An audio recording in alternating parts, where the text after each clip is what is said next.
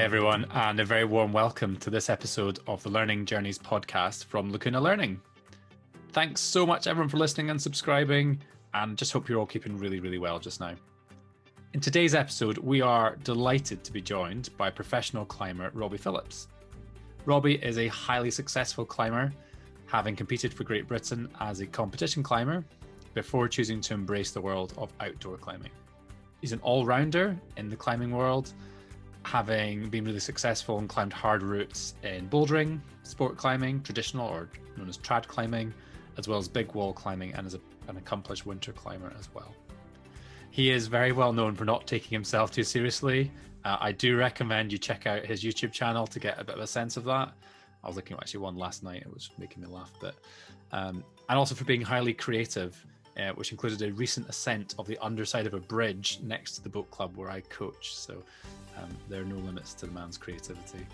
I also discovered today that he listened to my last podcast whilst fingerboarding, which is when you hang off an extremely small set of wooden holds, which has to be a first for the podcast. People get out there and they talk to someone they haven't talked to for a while. Just check in with them, and Robbie did that the other day with a friend of his. So really cool that he did that, and I'd encourage you all to do that. He's really keen to encourage young people, or anyone really, to get outdoors as a bit of a route to better physical and mental health. I am stoked to have him on the podcast. He's the first climber on the podcast. So there'll be a bit of climbing chat, but we'll keep that to a minimum, hopefully. And just to have him along to share his journey. And I can't wait to see where this goes. So thank you so much for your time, Robbie. Thank you very much, man. And I'm absolutely honoured to be the first climber on here. The first, isn't it? First ascent. So I'm psyched. First, I knew he'd find a way to be excited about that. I just didn't know what he was going to say. Yeah. And we're definitely going to be talking about climbing. We are going to talk about climbing a bit. It's good. And we'll hopefully have more climbers on in the future, and people from lots of different sports and different parts of life and so on. So, okay, Robbie, I am super excited for the opening question, given that you are a professional adventurer and you travel around the world normally. If you could go on an adventure anywhere in the world, where would you go? Who would you go with? And what would you do? There are no COVID restrictions in place for the purposes of the activity. Okay, so I have been thinking about this long and hard. And, honestly, in terms of the people I would go with, I have a group of friends that, we call ourselves the Shambles Squad. And it started off basically me and two other friends, and since then there's been like other climbers kind of like being added to the Shambles Squad over time. But basically we're just a bunch of really good friends, varying ability levels, and we just kind of get ourselves up to all sorts of mischief and problems. And whenever we go out climbing, there's always an absolute epic. But it's always so much fun with those guys, and it's just constant laughing, it's constant piss taking. It's like just proper good times, really. So I would go with my mates, the Shambles Squad, and the type of trip I'd want to do. I honestly think I'd want to get on a boat, and I'd want to do like something like really adventurous, like kind of like sailing along the northwest of Scotland, kind of like hunting for first ascent trad lines, like virgin rock, stuff that's never been done before, just because it's just a totally wild type of adventure. It combines, three things I absolutely love. It combines climbing, my mates, and just, having an adventure, plenty of epics. So that is what I would do. Oh, I knew it was going to be good. I didn't know what he was going to say. I thought there would be mischief. I was on mute there if everyone was wondering. I was laughing a lot at the Shambles Squad. So, wow, yeah, go northwest of Scotland on a boat. There was, of course, a great series, if I was looking on the internet, Robbie's all over YouTube and stuff. The vertical sailing lot, they went off Sean Villanueva and all that. They went sailing around, we're in Greenland, and then went climbing up stuff that hadn't been climbed up before. So maybe there's a place for that up in the north of Scotland where nobody can get to it by road very easily, but they could sail around to it and stuff. Robbie, that sounds like a whole like YouTube series coming our way. Robbie and the Shambles Squad go around the north of Scotland. definitely. Just need someone with a boat. That's the only thing, you know. It's so funny actually. I was at the crag the other day there in Edinburgh in Rathall Quarry, and there was a couple of climbers who I knew, kind of like having a climb next to us, and one of them had a boat, and suddenly we went out chatting, and they were like, "We should all go on a boat trip together." So I was like, "Sick, brilliant." Life finds a way, you know. There's a way. Well, as a bit of a pre-spoiler on a future podcast, I have got a sailor lined up for the podcast. So maybe there's like a connection we can make. One of you can do the sailing, one of you can do the climbing, and come together. That'd be pretty cool. Yeah, you need to bring us together. Bring it together and see. This is the creativity already running here. I love it. Listen, we could well be here for an hour just chatting about the Shambles squad, but I'd love to know a bit more about you and your journey and kind of how things have come to be. Could you maybe give us a wee bit about maybe your early experiences into sport and kind of how you got into climbing in the first place and where that led you? Yeah, no worries. So I guess I started climbing when I was probably 14, 15 years old, and I got into it through the Duke of Edinburgh Award. And it's funny, like I think my mum had taken me to the climbing wall, you know, numerous times when I was young, just on birthday parties and things like that. But I never kind of gotten into it, but I'd always known that I loved it. And I remember when I started the Duke of Edinburgh Award, we had to choose a sport, a charity, and a skill, and we had to do them for 3 months. And I basically looked at us. I remember going into the library and there was this folder, Duke of Edinburgh Award folder, and looked down the list of sports you could do. And there was all the usuals like rugby, football, cricket, all these things. But then there was like rock climbing down there. And I was like, rock climbing. I remember I like that. I want to do that. So I went down to the local climbing wall and met an instructor there who was really cool. And he said he would be my assessor for the 3 month period. And basically I got to the end of the 3 month period. I had an absolutely amazing time climbing, and I was really upset because I thought that was it. That was going to be the end of my climbing. And he was like, "Well, no, you don't have to stop now. You can just keep coming back." And so I did. And the funny thing about this whole thing is I never actually got my Duke of Edinburgh award. I started climbing, and just and that was all I wanted to do.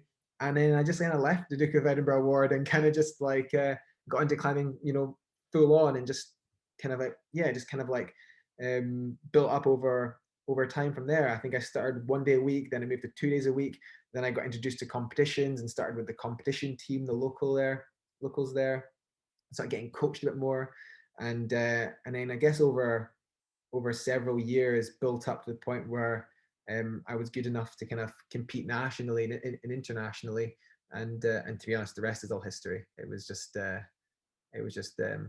onwards and upwards from there, really. Oh, do you know, I didn't know how you got into climbing. That is as funny as I was expecting you to say. So you never got the award. You did all that climbing, but you never got it. Did you go on the expedition at least? You know what? I did go on the expedition, and I just remember it being really miserable. Like I was like a bit of a city boy being dragged out into the hills, and I hated camping, and I hated the rain, and I thought it was just so awful. And I was like, I don't really enjoy this, but I really enjoy the climbing part. And what's really funny about that is like I think a lot of people think that because I'm a climber, I must love, you know, I guess every aspect of being outdoors. But actually, most of the time when it's like raining and you're in your tent and it's miserable, I actually totally hate that. And like don't find that enjoyable whatsoever. But it's a necessary evil to go and climbing, and I accept it, and I deal with it. And so yeah, that was just it. Yeah. I'm so laughing. People would assume, because I do a lot of outdoorsy stuff, that I would also love camping. And it's the one part of it I really don't enjoy. I'm all for like, you know, I don't mind getting cold and wet, but like let's get home and at least sleep somewhere warm for the night. So I think it's really reassuring for all of us listening into this that you can be a pro climber who does a lot of suffering, like Robbie does, like big wall climbing where you sleep on a portrait ledge up the side of a mountain. But he's actually not that big a fan of being cold and wet and camping out. It's just good. I still think that they should have just given you the award at some point for commitment to climbing, if nothing else. So, okay, so competition climbing, and where did that lead you? You talked about competing nationally and internationally. How did that journey go for you? So with competition climbing, I think I guess like early doors competitions were something that I naturally gravitated to because challenge and challenge is always something I've been really interested in, and I think climbing offers you lots of different challenges, but competition specifically, I guess I've got quite a competitive streak in me as well. I think early on, I really wanted to prove myself, and because found I don't think I was naturally good at climbing, but I guess like locally I was one of the better climbers as I kind of developed my skills, and I really wanted to prove myself against others and kind of I guess I didn't really achieve anything else. I wasn't very academic, and I never won medals or anything at school. So I found climbing that was my thing, and I wanted to prove myself. I wanted to be the best, and so competitions were something I naturally gravitated to because of that. And also competitions were something that, as a youth with not much access to the outdoors and an indoor climbing wall being the easiest thing to access, indoor climbing competitions, it's the easiest thing to kind of focus on. So it made complete sense. And I mean, it was a great learning process. It was, I learned a lot of valuable skills. I learned how to train, how to train specifically for an objective, how to set goals, and how to deal with failure and success, and how I guess how to manage myself and my mentality throughout all this. So I always feel like I owe a lot to that period of my life where I did competitions, but I certainly didn't. I'm certainly glad I didn't take it any further. Like when I was about 19 years old, I decided I wanted to focus more on outdoor climbing, and I got into outdoor climbing fairly soon. After I started climbing, I was probably like 16 years old when I really got into outdoor climbing. And, for the 3 years leading up to, you know, my 19th birthday, I was like, kind of trying to balance the outdoor stuff and the competitions. But the outdoor stuff was just what I was really psyched on. And eventually, it kind of took over. And it's really hard to balance both of them, and my passion was in the outdoors, so I just kind of went with that. It's really interesting, Robbie. There was a lovely thing said about Alex Honnold a few years ago, which was they said he's from that world, that indoor climbing, but he's not of that world. So he comes from that, like, I guess, slightly variable, very much controlled environment, but he's not from that. And I'm wondering if you would recognize that. But I also wonder what you think that indoor background has given you as you've gone on into the outdoor world. Yeah, well, I think yes, it's funny. It's funny, like that Alex Honnold quote. So the way I've always looked at myself is I'm a climber. I'm not like a rock climber or an indoor climber or necessarily a big wall climber or a boulderer. I'm just a climber. I like climbing things. If it's concrete, if it's rock, if it's plastic, it doesn't matter. I love climbing. I love the movement. I love the challenge. I love everything about climbing. There's certain aspects of climbing that I possibly enjoy more at certain times, but it's like a wave. Like it changes, and I just love being indoor climbing. Like I love having like a stint of like 2 or 3 months where all I do is I go to the local bouldering wall, I train, and I have fun, and I drink copious amounts of tea in between each boulder problem, and I just like have a good laugh in a comfortable environment. And then kind of at the end of that phase, I'm like, you know what? I really need an adventure. I really need to get out and suffer a little bit, and be outside, and experience that. Um, Indoor climbing gave me so much, just like the competition side of things. It taught me a lot of key skills early on, and I think indoor climbing great for that because it's so accessible. Pretty much every city has like 2 or 3 climbing walls in the UK now. It's so accessible for everyone, and I think, I mean, there's aspects of it that are inaccessible. You've got to be able to pay money, you've got to buy climbing shoes, whatever. But we're kind of working on those barriers to help more people get access to climb walls. But in and of itself, it's more accessible than outdoor climbing for most people.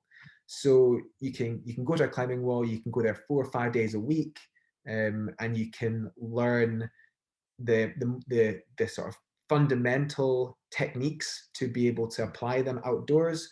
Although there is a bit of a transition to outdoor climbing from indoors, it's it works itself out. Once you start getting outdoor climbing, you learn how to transition those skills. So indoor climbing is incredibly important for, or it's incredibly useful for developing these skills. And I developed those skills at an early age, movement skills, physical attributes, from indoor climbing. And I think that I wouldn't be the climber I am today without it.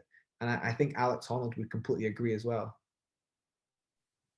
Yeah, thanks, Robbie. That's kind of what I thought you were going to say, was that it gave you that really, really strong basis in terms of like climbing hard, but also those basic fundamental skills of with mechanics, I guess, of going climbing and that sort of stuff. So you transitioned 19 or so, right? I want to go outdoors. What were the early days of your outdoors? I want to get to your high points in a minute. What were the early days like of you getting out and I guess doing your apprenticeship on real rock? Yeah, okay. So I remember when I was, I guess, like 15, 16, I'd been climbing like a year and a half, coming up for 2 years possibly. And I can remember the climbing coaches and instructors at the wall being like, outdoor climbing is where it's at. Indoor climbing is just the thing you do, when you can't get outdoors. And I was like, right, okay, outdoor climbing must be amazing. And then I'd get dragged to like some local quarry in the central belt of Scotland. And it would be kind of like either a little bit drizzly, a bit cold, or a bit windy. And I'd be in this quarry, which is barely like 10 meters high or something. And the climbing wouldn't be the most inspiring. It's quarried rock. It's trad climbing as well, which means it's a bit slower. Trad, when you're placing gear, it's a bit slower. And I was just like, nah, rock climbing's crap. Like, rock climbing is not fun at all. I want to go back in the warm indoor climbing wall and just like have fun and jump around between blobs and not have to worry about gear and all the faff that goes in outdoor climbing. So my first experience of outdoor climbing was, this is boring, basically. And then I had this like really amazing opportunity. My mum and dad basically said to me, we want to go on holiday somewhere. If you want to choose somewhere where you can go on holiday where you can also go climbing, we can do that. And I read in this climbing magazine a Neil Gresham article. Neil Gresham was like a big name at the time, and he'd done this whole piece on Kalymnos, an island in Greece where it's just this paradise, these big limestone caves. And I thought, yeah, I want to go to Kalymnos. I want to try climbing outdoors there.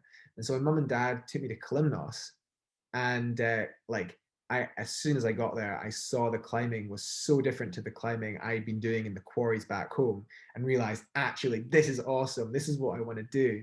And had an amazing trip, 2 weeks in Kalymnos, kind of climbing these big stalactites and these thing called tufas and these huge caves. And then when I got home, it kind of just like given me an insight into like what outdoor climbing could be. And then I guess over the next few years, I was given more opportunities to travel a bit. I climbed more in the UK. I had two mentors who would take me on trips up to the Highlands and down south to like the Dales, Yorkshire Dales, like Malham and Kilnsey, and these amazing outdoor climbing venues. And yeah, I guess like I was just learning so much about what it is to kind of be a rock climber, and how you handle yourself in these environments, and all the, I guess like everything you kind of need to be able to climb hard and do all this stuff. And I guess like up until the age of sort of like 17, I guess my first big trip abroad was when I was 17. And kind of after that, it was just like, yeah, just trip after trip after trip after trip, like kind of just building on what I had learned from my mentors, and kind of finding my own way with it, really. I love that you went from the Central Belt to Kalymnos, which is this kind of like mecca for climbers. And Robbie and I were laughing beforehand. We both climbed in a local quarry near us in Edinburgh, and it's great. It's the middle of Edinburgh. It's not the most inspiring place in the world, but it's great for that. So I've just got this culture shock of Robbie as a young kid going from like this wee quarry in Edinburgh or Glasgow, wherever, and then being in Greece in this like amazingly hot, incredible conditions. Anyway, I'm dead interested.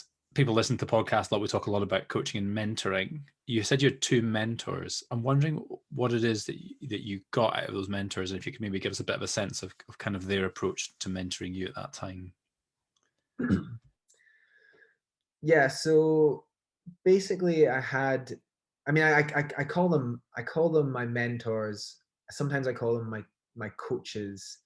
They were just like really good friends who decided to, take an interest in me. They would have been like 25 years old, when I first met them. I would have been like 50 years, 10 years apart. And they were just 2 guys who were like really into climbing and just had like a really good attitude. They're both quite different. Neil McGeeky, he was very performance orientated, very into training, very into goals and achieving. And so his approach with me was, he helped me build a training program. He kind of guided me down the sort of competitive route and taught me how to, I guess, approach big projects and big goals and deal with failure. And I did lots of climbing trips with him to Spain and France over the years, and he, I guess, he helped me through like a lot of challenging times when I was aspiring to be the best climber I could be. And then on the other side, there was Neil Busby, and I guess they were called the 2 Neils. And Neil Busby, he was just such a chilled, really cool guy who just had a very cool approach to life in general. And I guess, I don't know, as a youth, I think I was eager to prove myself. I was hyperactive.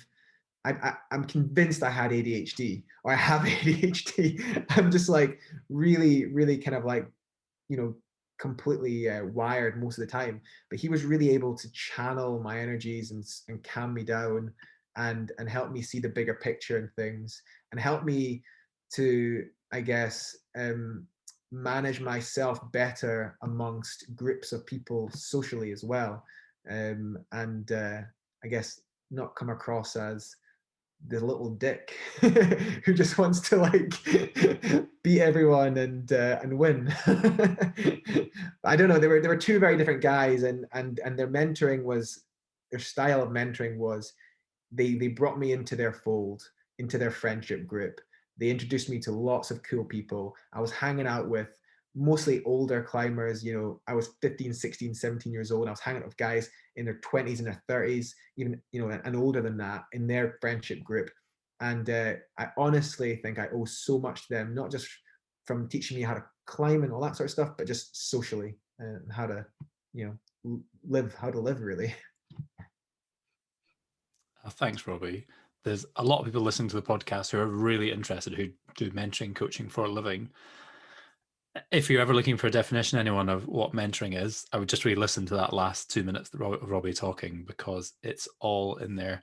I love that idea of people taking you with them, kind of thing, as an idea of, I'll just take you with me, because that's probably one of the best ways to help grow you and develop you and so on. And I love that really holistic sense of, yeah, we're here to teach you technical skills about climbing and all that kind of stuff, but actually we're also here to help kind of integrate you into, I guess, like climbing society or that community, I guess. I think that's just, yeah, really important.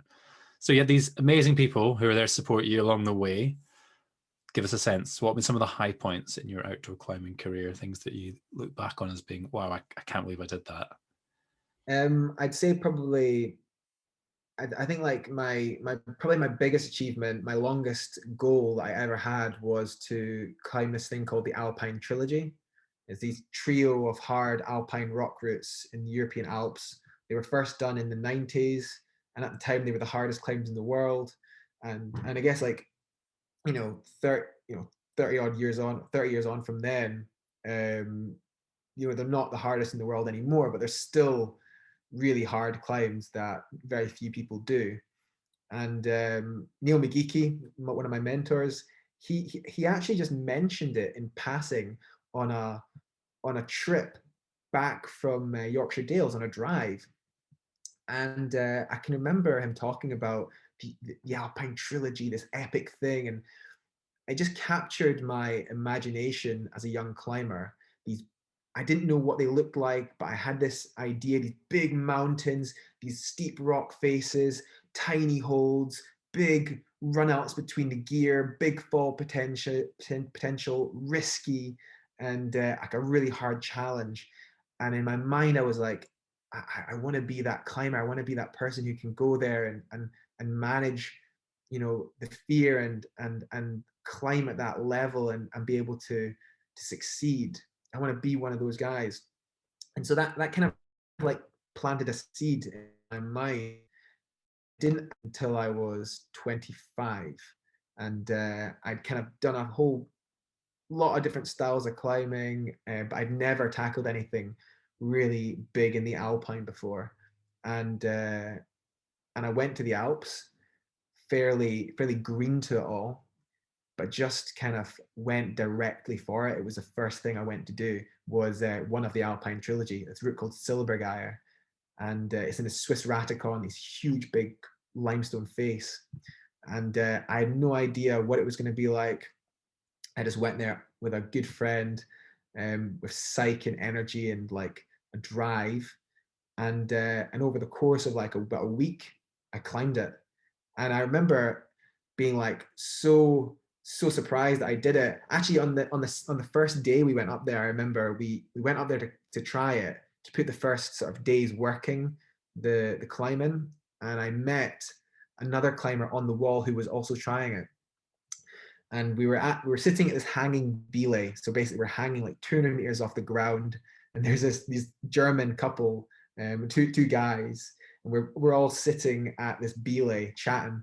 And I was like, oh, so how long have you been trying this climb? How long have you been trying Silbergeier? And the guy said, I've been trying it 5 years, and I've fallen off the last pitch for the last 5 seasons. And I was like, oh, geez. And I was like, and so how hard do you climb? And he told me how hard he climbed. And I realized that this guy was a much, much, much, much better climber than me. And I was like, oh no. And it was like day one. And over a week, basically learned how to climb the moves. And then on the first time I actually tried to do the climb from the ground, I was successful. And again, it was a huge leap in confidence for me, a huge boost in confidence to believe that I could do that. And I went on to have probably the most successful summer climbing, probably to this day, that year. And then every other year since then, I attempted another one of the Alpine Trilogy. The second one I did was in 2017, and then the third one I did was in 2019. I was successful on the last one, which was also the hardest one. And I guess completing the Alpine Trilogy was it's the culmination of 15 years of training, climbing outdoors, going on trips, learning, and I guess a goal that started off as just this little idea. Again, it was born from a car journey. I think that's the crazy thing. It was born from like a car journey, and it was the simple thing. My mentor just mentioned it in passing, but somehow that seed had like been planted. And then all those years later, I accomplished it. And I can remember like standing on top of the mountain on the final one of the Alpine Trilogy as the sun set, and it just being this like totally euphoric experience, just realizing that I was at the end of that journey, and I'd accomplished it. I love that story of sitting on the belay with some guy you just met. And for people who don't know the climbing world, that doesn't surprise me at all. It's a very kind of non-hierarchical world, I guess. So you can turn up to your local crag and you can have punters like me messing around, and there can be a pro climber like Robbie next to you, and that's really, really normal, really common. Go to the wall, it's the same thing, and there's a lot of that kind of stuff goes on. I'm interested though, right? So we've got this guy who's been climbing harder than you for longer than you, who's been trying for 5 seasons to do this route, and you turn up having not climbed as hard as him, but you did it almost in your first attempt up the full route. Where does your success come from? What are the factors for you that you think lead to these kind of successful ascents, particularly in places where potentially you had no business being that good at that age. What are some of the factors you think that go into making you successful? So I think that it's, I think I've always been someone who doesn't particularly care what, doesn't I don't have any preconceptions over anything. I don't. I know you might hear stories, you might hear like rumors of like what a climb is like, but I've never been one to kind of like take them too seriously. I always like to kind of like get on the climb and figure it out for myself. And when I met, his name's Manu. When I met Manu on the wall, and I realized how hard he climbed and how long he'd been trying it, it was like a little bit concerning. I was like, oh, this is perhaps like harder than I thought it was going to be. But I don't think that, I never thought that it was impossible, and I don't think that anything's impossible. I've always been sort of had the mindset that anything's possible if you try hard enough. And I thought I need to just try really, really hard. If Manu's struggling, maybe I can find an easier way around it. And so I just set to work, specifically on Silbergeir. I set to work to finding the easiest way to climb it. And actually, I unlocked a way of climbing that route that Manu hadn't seen. And when I told him after I did it, I sent him a message and I said, I did it, Manu. And I sent him a message saying, this is what I did. And I kind of told him what I did. And he went, oh my God, that makes so much sense. And then he came back and then did it using my way. So it was like I think sometimes I look at things a little bit differently. Rock climbing is a lot about problem solving, and I've always been very good at that aspect of it. I know I'm not the strongest. I know I'm physically not as strong as other people climb the same level as me, but I'm very good at problem solving. I've got a good mental tenacity, and I've got a good work ethic. I always try my hardest, and most importantly, I always have fun. I love what I'm doing. I enjoy every aspect of it. Sometimes it gets stressful and it gets hard, and it gets difficult, but at the end of the day, I absolutely love it. So I never feel like I'm failing, to be honest, and I'm always willing to try something that is out of my comfort zone. Oh, that's so interesting that someone with new eyes, fresh eyes, no preconceptions about how it's meant to be done, finds a different way of doing it and says, well, actually, I just went to the left or went to the right, or tried a different sequence, or tried a different organization, or whatever it might be. I also love that a young guy can tell an older guy his way of doing it, and the older guy's quite happy to listen to that and takes on, rather than well, what do you know? You've only been around for 5 minutes. So I love it. I would love to dig into a bit about this idea of mentality, something that I suppose by anecdote you're quite well known for having a really, I guess, real strong mentality about climbing in terms of the way you approach and do things. Could you give us a sense of, I suppose, how you mentally approach difficult, scary routes, and how you go about them being successful and taking them on? Yeah, sure. I think like I it's quite a hard one, that, because I approach every route quite differently. I think there's loads of different situations. You can have like a climb which is very small, and maybe not as hard, but also very, very dangerous. Or you can have a climb that's very, very big and looks scary, but it's not dangerous, but it could be physically or technically very, very difficult. And so I guess I approach things, quite differently depending on the scenario. Um, I'm trying to. I guess like the thing that I always do is I always try and assess um, kind of what type of climate it's going to be, and assess the danger aspects of it, whether or not I should practice it before I try it, whether or not I can attempt to do it first time ground up, which is always a riskier approach. Um, I always like to feel prepared for things, and especially I guess in like the early days of my alpine climbing, I think that I got away with a few things, a few, that were quite scary and bold, because I was blissfully unaware of the danger I was in, and kind of just went at it with the approach I'd had previously in sport climbing and bouldering, which is, far less dangerous and has far less objective risks. And then I remember there was a short period of time where I kind of came through that phase and realized some of the dangers I was in, and it actually kind of lowered my performance slightly, because I went through this phase where I felt like I was vulnerable. But then I came out of that again simply by making myself more prepared. I went about trying to learn better rope skills, um, better techniques, um, kind of learned in more situations where they were risky, and learned how to manage those risks more effectively. And then again, I guess like a lot of the confidence I have now when I approach climbs stems from the experience I have and the knowledge that I can get myself out of these situations. If I get myself into, a bad situation, I can get myself out again, rather than it just being blissfully unaware of like the dangers I'm in.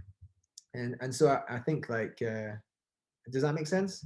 I think hopefully that's answered the Yeah, question. no, it does make sense. And I know, chatting to people before I spoke to you, I think climbing's got a lot more profile than it had a few years ago. We obviously had an Oscar award-winning film in Free Solo that Alex Honnold starred in. Obviously, with that has come a lot of discussion about risk. Obviously, people that are familiar with climbing are aware of how unbelievably dangerous what he was doing was, and I suppose there was in a bit of a concern afterwards about people who were getting the wrong idea that anybody can have a go at this, not really recognizing the level of control, level of preparation, and all that kind of stuff. And I know you've done some really, really good blogs and stuff on this idea of managing risk. How do you go about managing risk, I guess, in those environments where it's, things can go wrong pretty quickly? How do you go around, I guess, making sense of when this is an acceptable risk and when this has now become just dangerous and reckless, and we need to go with a different approach here? How do you go about making sense of that as a pro climber? Again, I think it depends entirely on the scenario you're in, but I guess it's just like an experience thing. You end up, you become, you become aware of the obvious risks that you have. So there's the difficulty of the climb. Let's put that as like one thing you've got to manage.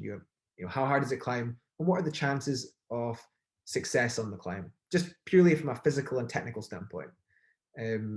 And then you have the gear placements, like how dangerous is the climb? Is there gear? Is there enough gear to catch you and save you from injury, or is there no gear, or is there minimal gear? And how comfortable are you putting yourself, above into that situation? And then I guess that's just the climb, but then there's other, I guess, objective risks, like, how friable is the rock? Is the rock loose, or is the rock pretty solid? Is the weather, good for climbing? What are the conditions like? And there's all these, I guess, all these things that you got to consider and throw into a pile, and kind of assess next to each other, kind of how they all balance up, really. I'm trying to, I guess I don't really have like a strategy per se, like a fixed strategy that I use for every single thing. It's more like a case by case basis. I will approach a climb, and I will assess the dangers, and with experience you learn to kind of get a better understanding of where you are with it. Yeah, thanks, Robbie. It's tricky. I was just interested in your thoughts. It's like such a big area, and maybe the message for anybody listening at home is, if it looks hard, it probably is hard. So the reason why the pros are professional climbers is because they have a lot of training, spend a lot of time learning to do these things. Now, I guess we went from the Alpine Trilogy, climbing big routes all over the world and big scary stuff, to then we had a lockdown and you weren't able to travel. And I've got this sense from chatting to you today and in the past that someone who's used to traveling a lot for what you do for a living, and then finding yourself with, at least you've got a crag near where you live, and you and I both play there sometimes. What's it been like, I guess, lockdown climbing and I guess almost going back to your roots a wee bit, back to those wee central belt quarries and stuff. What's lockdown climbing been like for you? Well, I'd say like there was, I mean, we've had like, are we in number 3? I lose count. Lockdown has gone through several, like again, a wave of emotions for me. The first lockdown was fairly easy, I remember, because it was novel. I just come back, I got forced to come back from the States, because if I didn't come back from the States, then I was going to get locked in there forever. It seemed like, and I came straight back into lockdown, and I remember thinking, oh, this is kind of cool. I'm getting like forced basically to stay still for the first time in my life, and I can't really do anything. And actually, I remember it being really good for me. It was like, I had gone from one goal to the next for probably a decade, and I'd never stopped and I'd never slowed down. And I think that it actually was good for me to just stop and kind of reassess life and kind of not have any goals straight up in front of me. But then I guess lockdown 2 and lockdown 3 have been harder yet again. Lockdown 3 in particular. And I guess it just, this last lockdown has been particularly hard. There's been so many things that have kind of gone on, not just the lockdown itself, but also in November, my dad died, which has been really hard on me and my family. I inherited his business, so like I'm kind of like semi-running his business at the moment as well, and my mum's not the best at the moment. So like, there's so many things going on in my life, and I'm trying to balance climbing on top of that. But what was like a really important thing for me to have, it was really integral, I guess, to sort of keeping me mentally intact, was, well, 2 things. I guess like after my dad died back in November, having this little climbing wall that I built in a shed in the garden, and it's just this little plywood, so a couple of plywood boards stuck onto some timber with a bit of with a steep angle and a bunch of holes thrown up on it. And I would go in there for hours in the freezing cold and often wet winter's nights and just climb on it. And kind of, I found my, I kind of, it's sort of, I managed to find that sort of like physical escape from the situation I was in. And it was a time for me to sort of vent and kind of just have some time to myself on climbing again. But what and it was great, and for probably 3 months it was amazing. But what, climbing is many things to me. It's a physical and a technical sport, but it's also a very social thing, and also it and the objectives, like challenge that you get from trying a hard boulder problem or trying a project, that's really important. And I wasn't getting that on the board. I was only kind of training, and I didn't have like a social scene, and I wasn't seeing many other climbers. So so basically, as soon as the weather started getting better, I started thinking, actually, it'd be nice to get outside. And I have this one crag that's 5 minutes from my house. And I mean, I grew up here, and my mum would take me down past this crag on wee walks with the dogs. It's in this place called the Hermitage, Blackford Quarry, people know it by. But the one little bit of rock that kind of juts out where a lot of people go bouldering is called Agassiz Rock. And as a youngster, I remember scrambling around there, but not taking it too seriously. And of course, as I got into climbing and traveled the world, Agassiz Rock was just this piece of crap that like I would never even think twice about, And but now I was like, back, now I was in lockdown and it was just down the road. I was like, actually, I'm going to go down and climb there. And I went down there one evening and there was about, 6 or 7 other climbers there. And it was a beautiful sunny evening, and was climbing beside other people, chatting to people, found a few bits of the crag, which, were a bit harder than the other bits. And I started working a project, and then I got the project and I was successful. And I realized, like, actually, this is what I love about climbing, like achieving these little objectives, chatting to people about their projects, helping people, just having a social. And I just started going down there like a couple of evenings a week, and kind of getting my dose of what climbing means to me. And it was, yeah, it was amazing. It was again, it totally saved me. And yeah, don't have anything else to say really, a bit apart from, it's brilliant having that wee piece of crap that I can just go and scramble on. Oh, Robbie, if that isn't like the quote of the pod, I don't know what is. I've got that wee piece of crap that I can go and climb on sometimes. It's funny. I'm laughing, and people should definitely check out Robbie's channel. He did a video a while back now where he describes that as the worst crag in the world. But I love that it's kind of become this like little solace for Robbie, that like this place that gives something back to you, I guess, and that you feel connected to. Yeah, thanks for sharing that. Obviously, it's been a really tough few months for you, and yeah, we're obviously all thinking of you.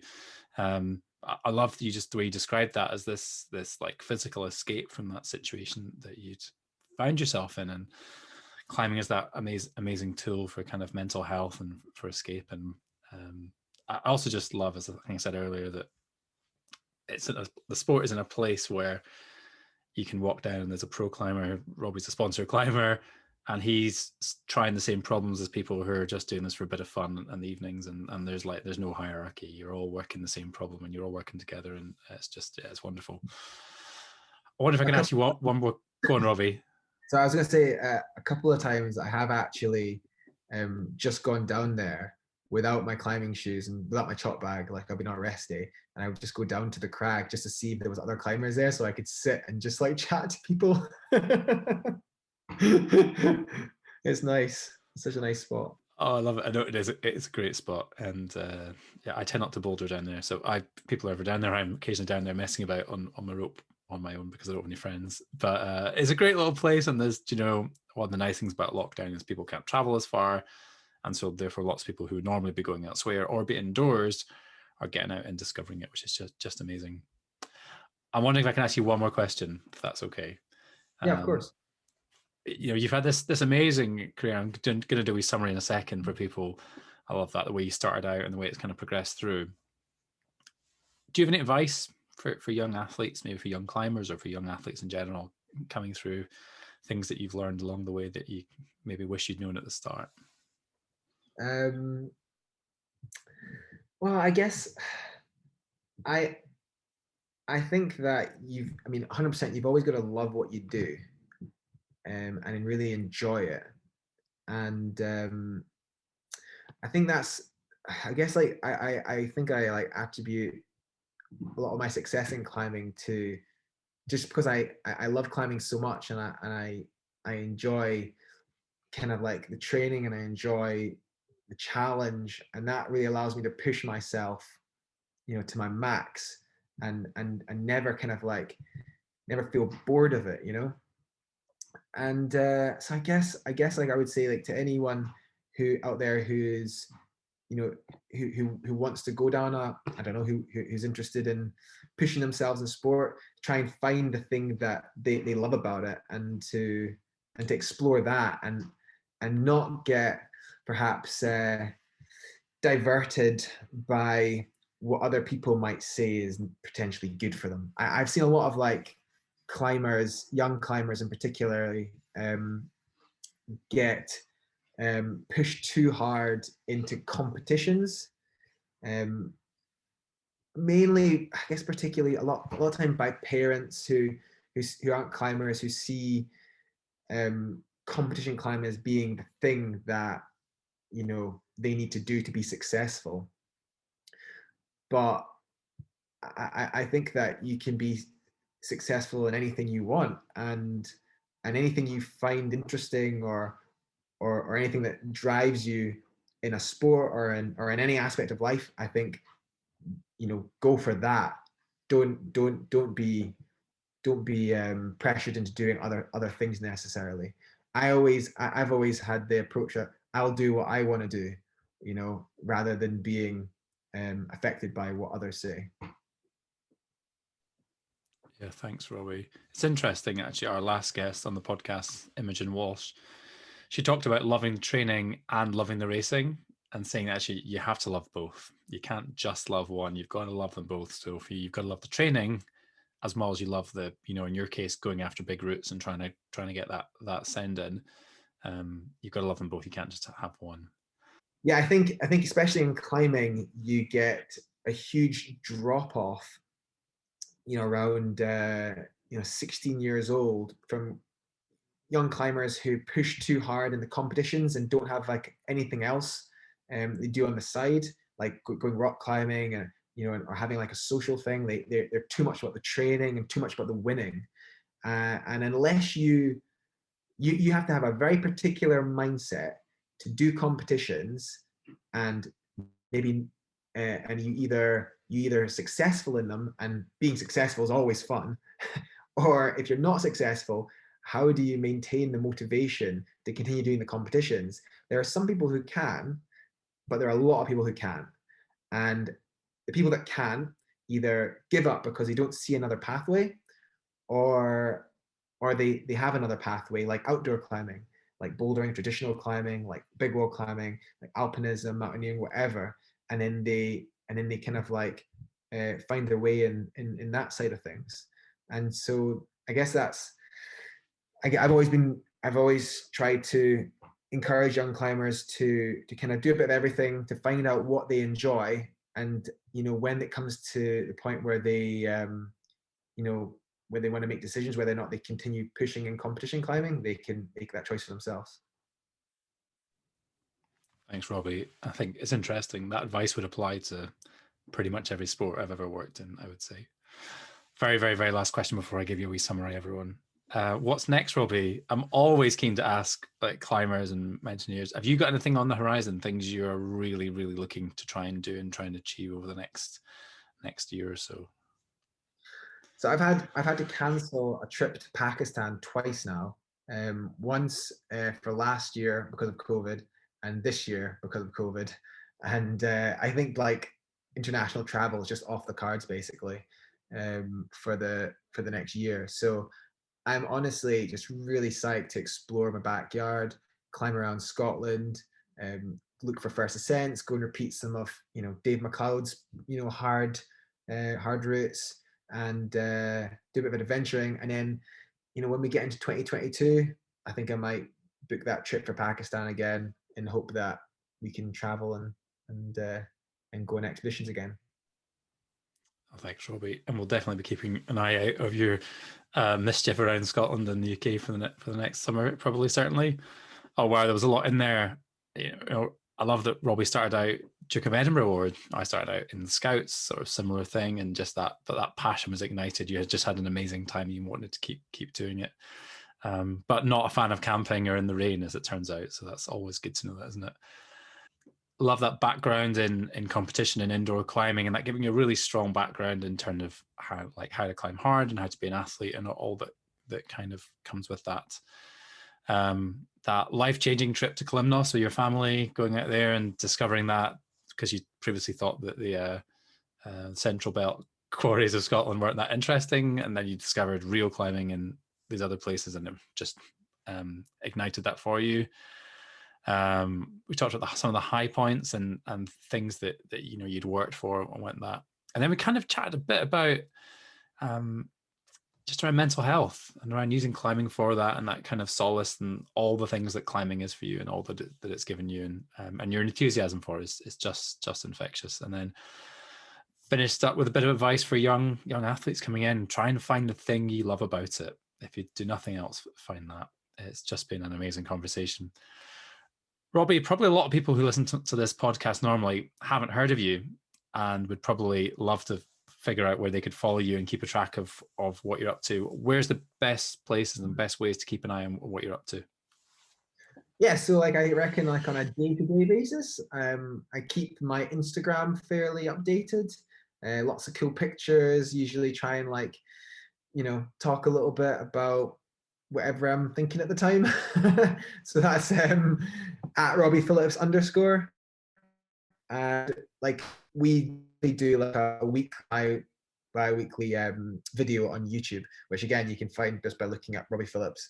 And we've got a channel which I do with my friend Cullen and my girlfriend Mary, and it's basically just like loads of fun adventures and kind of zany random stuff that we get up to. Usually pretty much all centered around climbing, but it's pretty much accessible for anybody. So yeah, go and check us out over there, watch some videos, and yeah, hopefully catch you at crag soon. Yeah, thanks, Robbie. I'll put all those descriptions, all that stuff in the description for the podcast. Thank you so much for your time, Robbie. It was a real joy to chat to you and learn a bit more about your journey and what you've been up to. And obviously, we wish you all the very best for where you go next, and we'll keep an eye out on what you're up to. Everyone, there was a lot in there. I would encourage you to take some notes and pick out things that you think might be useful, no matter what it is you do, whether you're coaching or working with other people or whatever. There was a lot in there. Do keep an eye out for future podcasts, and obviously hit subscribe to make sure you don't miss out. And obviously everyone, for the time being, please everyone stay safe.